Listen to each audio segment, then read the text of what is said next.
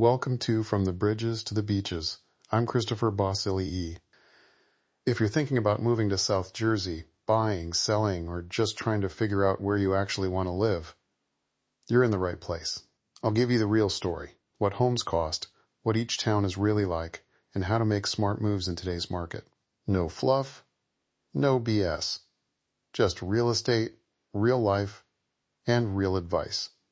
Let's get started. Quick scenario to grab your attention. 2 identical houses on the same block. Same lot, same bones.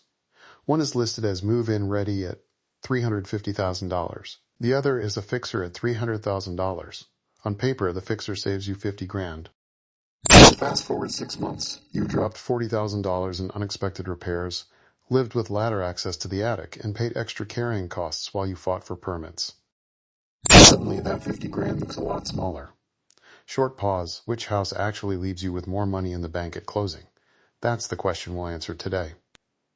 In 10 minutes, I'll hand you a simple real cost calculator you can use the next time a fixer and a move-in ready home sit on the same street. You'll know what numbers to plug in, what to watch for in South Jersey specifically, and 3 negotiation scripts you can use to protect your wallet. No fluff, just a repeatable framework. First up, the quick definitions and the 5 cost buckets every buyer should consider. A. Fixer here means significant cosmetic and systems work.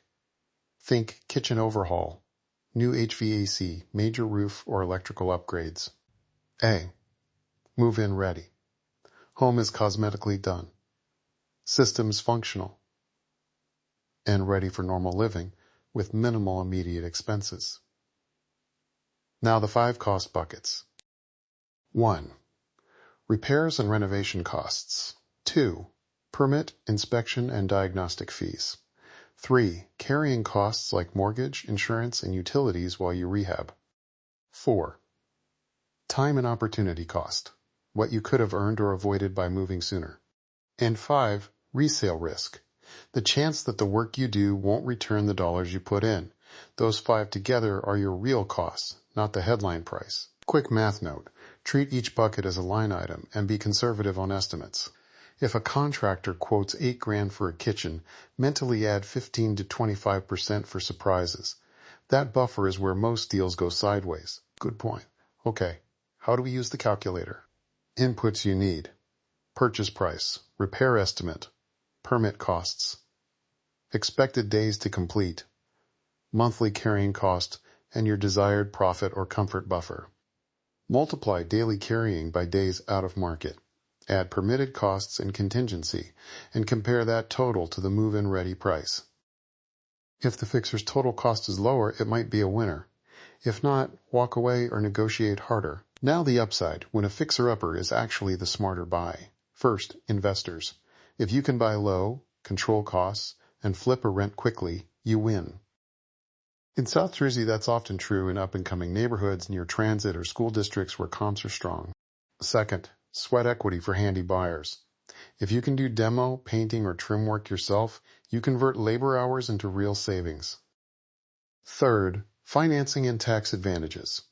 Certain loans and tax windows let you capitalize improvements or take depreciation if you're renting.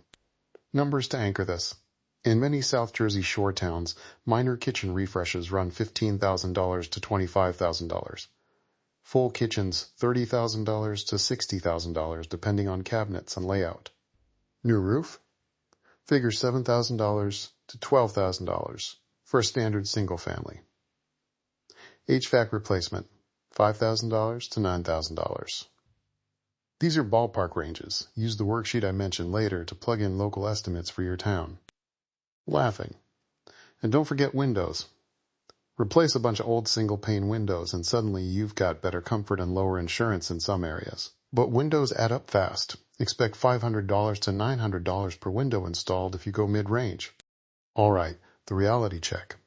Fixers come with 3 killers: surprises, time, and compliance. Surprise example 1. You demo a wall and find termite damage or rotten joists. That's structural, not cosmetic, and it can double your budget. Time example.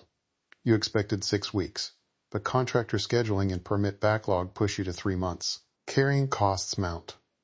Compliance example. Historic district rules or local floodplain requirements can add permit steps and costs. Let me share 3 short local micro-horror stories so this sticks. 1. A buyer in Collingswood thought they were getting a charming cottage for $260,000. After demo, they found knob and tube wiring and had to rewire the whole house. $18,000 later, they still missed their move-in date. 2. A Cape May contractor underestimated flood mitigation requirements. Permit changes added $12,000 in 6 weeks. 3. A Vineland investor skipped a proper inspection and paid $10,000 to replace a failed septic system after closing. These are real, and they happen more than you think. How to sanity check a contractor estimate quickly. Ask for a line item bid. Verify 3 subcontractor references. Check permit history on similar jobs. And always get a timeline with clear milestones. If the contractor can't give a clear timeline, assume it'll be longer. That leads into the insider tip, my quick mental math routine, and 3 negotiation scripts you can use at the table. Mental math routine. Take the contractor's mid-estimate, add a 20% surprise buffer, multiply projected calendar days by your monthly carrying costs divided by 30 to get the daily burn, and add permit fees. That's your real rehab cost. Compare to the move-in ready price and you have an apples-to-apples number. Negotiation script 1. Asking for seller credits. We love the house, but after inspection and contractor quotes, we're seeing $X and needed repairs. If you can credit $X at closing, we can keep this moving. Direct, numbers first, and you show the seller you did homework. Script 2. Pricing in unknowns. Because of potential hidden issues related to the home's age and systems, we're offering $Y with a $Z repair escrow or a short-term price hold to allow for detailed testing. This protects you from surprises without killing the deal. Script 3. Shorten contingencies while protecting yourself.